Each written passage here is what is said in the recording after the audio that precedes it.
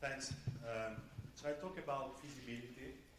This is actually something that actually part of ongoing process in the IPCC R6 and in other projects such as Engage. I speak on behalf also of people who have contributed to these ideas, K1 and Mardettlet and others. Essentially, we have these scenarios that have been discussed already. That are compatible with long-term desirable goals such as sustainable development objectives. And we have many ways to get there. Now the question is which way and where and when.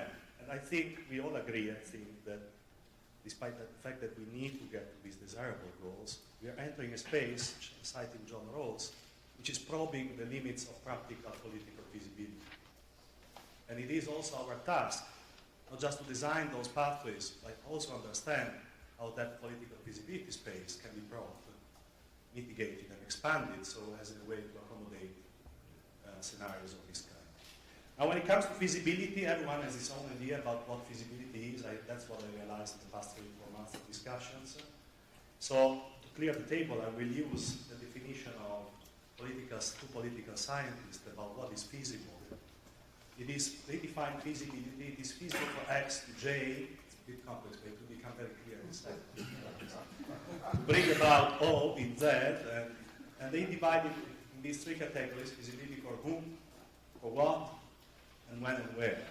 And so for whom it's the X, the agents; for what is 2 things, both the actions and the outcomes. And feasibility of when and where, of course, is the context. So then it becomes, you can easily translate that it is feasible for example, societies to reduce what? Emissions to 0. And what is the outcome of that, doing that? Well, that will help us to stabilize the climate at a certain temperature. And where and when globally by 2050. Right? So, and this kind of definition helps clarifying these different agents and the different dimensions of feasibility. Of course, it comes from political scientists, so it's still very abstract. And we use anything like this for our analysis. There are people close to our community, like Jessica Jewell, Ari Cher, Evelina also has done work on this, that have come closer to us. And this is, for example, a paper they just published. It's still quite an abstract concept, but they take this idea of feasibility of when and where, and for whom, exactly from that paper cited before, and translate it into this cost of decarbonization as a metric of feasibility of when and where, and capacity for decarbonization, let's say institutional capacity, for example, for feasibility for whom. And then the third dimension, they plot these kind of lines of feasibility, dynamic way, as time goes by, as policy conditions change, as enabling factors change. And then you see the feasibility frontier being very small right now, up in the lower up, left and up corner, and moving very possibly down. The question is, will it move down fast enough as the carbon budget is being exhausted? So is the carbon budget reduction going faster than the feasibility frontier? And this is something that, in our analysis we can say. I think this is a great step forward. Of course, it's still very far away from where we are, but it's coming closer to where we are. Now, if we want to get a further step forward, I think we have to think about this progress to, again, citing John Rawls, the realistic utopia. A bit thinking about the distinction between feasibility and desirability, which is a big one. It kind of speaks, not perfectly, to the distinction between normative analysis and descriptive analysis. So we start from a set of goals. These are desirable goals. For example, these are the SDGs, or the Paris Agreement. And then from these goals, we subject these goals to very hard constraints. This is again coming from political science, this idea of binary feasibility, hard constraint concept. Can it be met or cannot be met? Is it exceeding some physical limit or technological capacity? Yes or no? And then from there we derive these pathways. That's what we typically do in our community. Pathways that are consistent with certain desirable outcomes. Once we've done this, we are not yet there. I think we still need to how these policies can be implemented. We saw it with the K1 presentation, because we have policy enablers, implementation factors that translate those pathways into policies and to actions. And those are subject to soft constraints. These are more political feasibility constraints. We are moving down now into the pure sphere of feasibility. These constraints are probabilistic in nature, So it's not 1-0, it's not binary. Certain probabilities of doing, or being feasible or not, and they're also malleable. Here I have this kind of soft shape. And so they can be changed by certain conditions. Now, this is an iterative process. We run the models, we get pathways, maybe they're not desirable, maybe we violate some of these hard constraints, we run them again iteratively. The same can be done by rerunning certain policies, for example, policies that reduce hardware risks, for example, certain other dimensions, or also policies that increase the policy political acceptability, so on the soft constraints side. And we're doing, and this is an iterative process. So as modelers, and that iterative process helps expanding the soft constraints, possibly, so that frontier space can be expanded, not for the hard ones, but so much for the soft constraints. Now, and then of course there's the context. This can be Europe or India, that could be a different story. Today or in 20, 30, 40 years from now, things will change as well. So the context also matters. Our community has tended to focus greatly on the normative side, so on the upper side, I would say mostly, looking at goals, to pathways, meeting our constraints to a large degree, but it is also moving towards the second part, increasingly so, and we saw already some representation. So it's moving down towards also these softer constraints and feasibility. This is one of the things that we're working on to get in the PCC for the next assessment. And so again, we can have 2 degrees, sustainable development goals, we have hard constraints, we cannot exceed the carbon budget, we have certain technical potential that cannot be exceeded, we have strategies, real CO2 2050, certain land use patterns, then we have policies, maybe a carbon tax or subsidies, educational investments and so forth, and then we have political feasibility constraints, for example, we are concerns about energy prices being increased, and for example, this is for Europe now, okay? Just a schematic illustration. Now, there has been done work on ex-post feasibility assessment, but it has been done mostly at the option level, technology by technology, and mostly for the hard constraints. Typically, two big literature looking at historical rates and comparing, for example, expansion of solar PV in the models against historical benchmarks. And one can take various metrics of historical change, levels, growth, change of growth, and so forth. Or you can use experts and do expert elicitation, comparing rates of growth in the models to what the experts say would be feasible or possible. And the problem with this, I think this has been very important work, and all collaborators contributed as well to some of this kind of type of research, but it's still very much at the optional level, and it's still very much looking at this very hard, let's say, more on the hard constraint than on soft constraints. Now, I think the next step, logical step, is to move toward the kind of system-level feasibility approach, and that is something which is very much in progress, and I have a proposal here open and happy to discuss whether these 5 steps make any sense. First, we have to define 6 dimensions of interest. For example, the IPCC 1.5 special report defines 6 dimensions. I will come back to that later. But also we have to define the granularity at which we're going to look at the system. So we need to obviously, there's been a lot of focus on supply side, but we need to expand also on demand side and on energy solutions.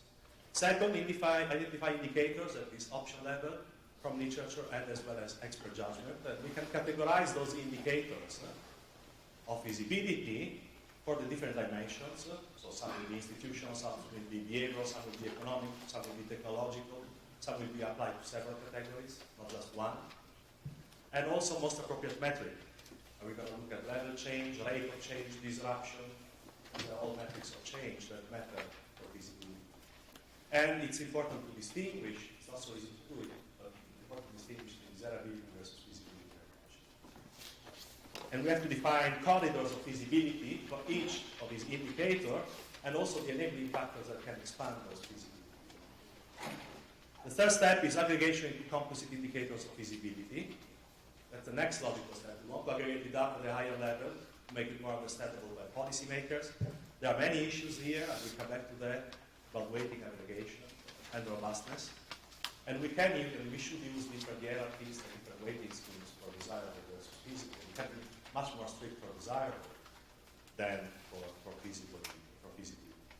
Lastly, or actually no, not last, for visualization of multidimensional feasibility corridors, we can use visualization tools. I will give you a short example and then discussion of enabling conditions and other feasibility enabling factors. That's very much important. We want to understand for those soft constraints and malleable feasibility constraints, how those constraints can be mitigated or expanded, and policies and enabling factors can be so this is a 5-step proposal. The key step, obviously, is, and the new one, is step number 3, which is the aggregation. It has been done in other places, in other working groups as well in the PCC, but not so much in our camp. I think the challenge of composite indexes is well known. There's a huge literature aggregating indexes into composite indicators, for example, the environmental performance index. There's weighting as an issue.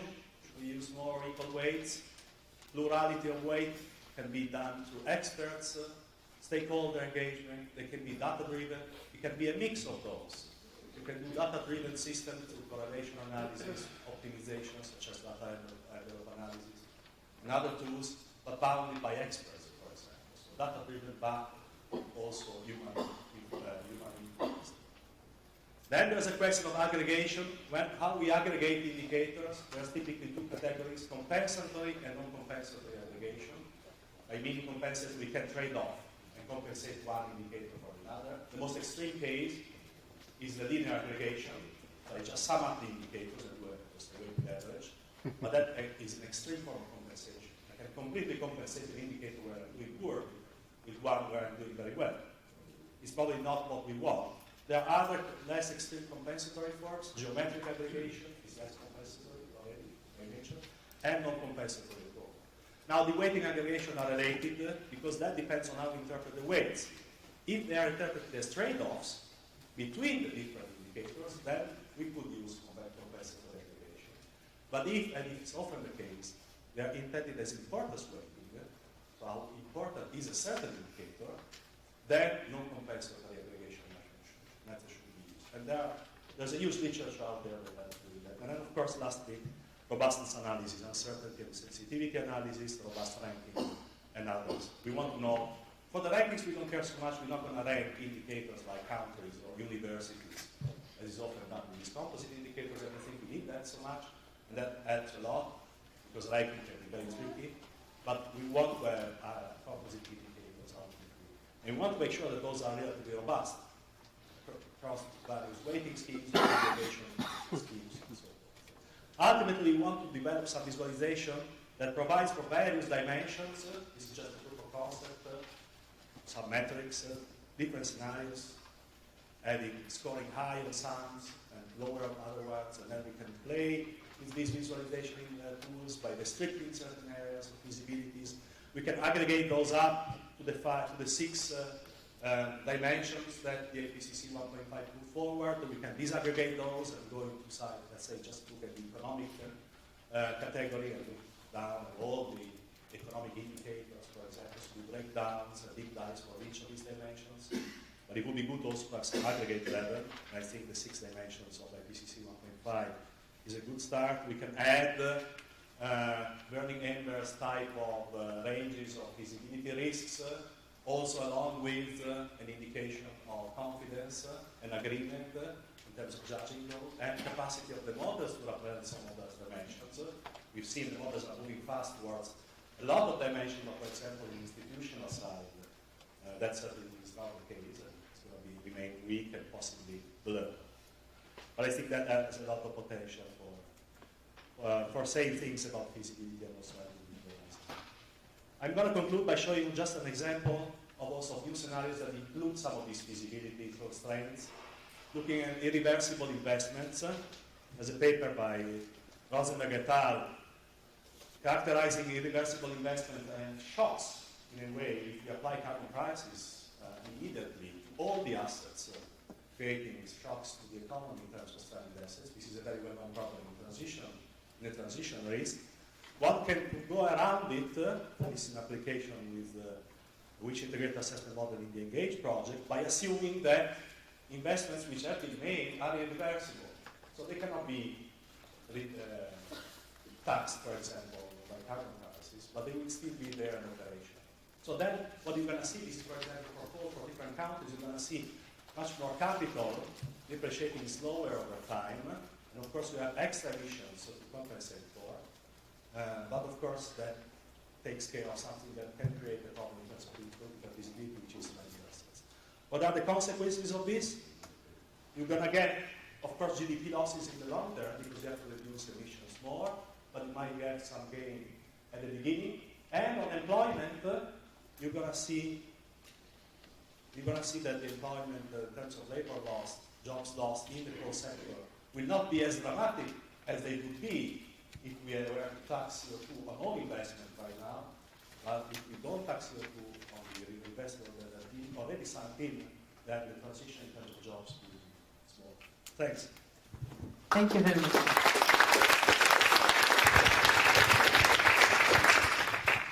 We have a bit more than 4 minutes for questions. John, please. So I thought that was a very intriguing proposal. One thing that I would like to ask about, which I think fits into your framework in terms of the way forward, is what I think, if I understood your soft constraint part, which seemed to be pretty key at the end of the day, I would call this active management of soft constraints. So one thing I've been looking into recently is, again, started by communications people and political scientists, called deliberative polling.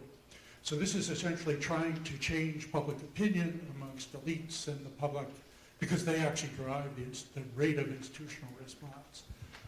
For those of you who haven't seen this is Jim Fishkin and Jared Diamond, just coincidentally happen to be at Stanford, although I rarely see them, let alone work with them. So they've actually taken on an even bigger challenge in our community, and that is nationalism. So they've tried to focus on two specific things: international trade and immigration. And a typical result, so this is getting tribal elites, they actually call them tribes, and you all know what I'm talking about, I think, together for 2 or 3 days and do a poll at the beginning and a poll at the end. Typical response is at the beginning, is immigration a good thing? 25% yes. At the end of the 3 days, 70 or 75% yes. They have dabbled in our field, but you may know this from your past experience, with some good results, but I think it would be interesting and useful for us to convince them to get more into what we're doing, because A, I think it helps us, and B, I think it helps them, even if they're going for these bigger issues. Yeah, I agree. And there are some projects that actually demand this kind of interaction with stakeholders, but we see Yeah, so when focus things back into your 5-step framework. Please, John. Yeah, Max, that's a great job. I think this feasibility thing is a very big topic for modeling teams and also for AR6. I just want to ask your advice. I noticed that in your figure, some is low feasibility, some is a high feasibility based on 6 dimensions. In the case, if it's a lower feasibility, how to improve that by using the modeling society to do some kind of job? I mean, just to be clear, that was just a proof of concept for just the general mapping, so you don't have to take that picture. But what's going to happen is exactly you're going to see some scenarios being lower on some dimensions and maybe higher on others. I think you can do a lot of things. First, you can select certain indicators and prioritize certain type of dimensions over others, and that will be maybe for you different than for me. And that helps you understand which scenarios are more compatible with what you think are important, desirable, and feasible features. The second, it can help us deciding which are the next scenarios which are more going towards, came on, I think, last 4th point about these sustainable development pathways or new pathways, such as the one that I just presented, not tax existing investments. That will reduce the feasibility concerns in terms of job labor loss in China, for example. So that we can put that kind of dimensions back into our models and keep going on this iterative process whereby we can improve the feasibility process. Last question, please. Miles Allen, University of Oxford. I just wanted to pick up on John Wayne's point, because I'm proud to say the City of Oxford held the UK's first Citizens' Assembly on climate change. And I was one of a couple of people involved in advising on this. And it was really striking how progressive, when you actually got to talk to real people as opposed to self-selecting people who have sort of prior strong views on climate change, just how flexible people's views are on the future and how open they are to really quite radical solutions. So the report, it was Ipsos Mori that ran the Citizens' Assembly, and the report of that is all available at the Oxford City Council site. So just want to advertise that. Hope that other countries are doing citizens' assemblies on climate change as well. So thank